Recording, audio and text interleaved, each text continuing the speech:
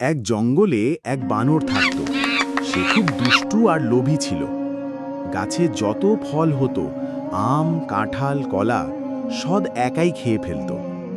অন্য প্রাণীরা এসে বলতো, ভাই বানর, কিছু ফল আমাদেরও দাও। কিন্তু বানর হেসে বলতো, না না, এগুলো আমার, আমি কাউকে দেব না। একদিন প্রবল ঝড় এলো।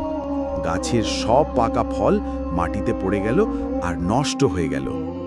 তখন বানর দুঃখ পেল, হায় হায়, যদি আমি বন্ধুদের দিতাম, সবাই মিলে খেতে পারতাম। এখন সব নষ্ট হয়ে গেল। তখনই সে বুঝল, শেয়ার করলে আনন্দ বাড়ে, একা একা লোভ করলে ক্ষতি হয়। এক বনে এক খরগোশ থাকত। সে ভীষণ অলস ছিল। বন্ধুরা যখন সকালে খেলতে বা খাবার খুঁজতে বের হতো, খরগোশ বলতো, আহ, আমি একটু ঘুমাই, পরে যাব। একদিন খরগোশ ভাবল, আমি দৌড়াতে দ্রুত, তাই পরিশ্রম করার দরকার নেই। কিন্তু সময় গেলে খাবার ফুরিয়ে গেল আর সবাই নিজের জন্য অনেক কিছু জোগাড় করে ফেলল। খরগোশ তখন অনাহারে রইল। তখন পেঁচা এসে বলল, আলসেমি করলে তোমার গতি কোনো কাজে আসবে না। সময় মতো কাজ না করলে ক্ষুধার কষ্ট পেতে হবে।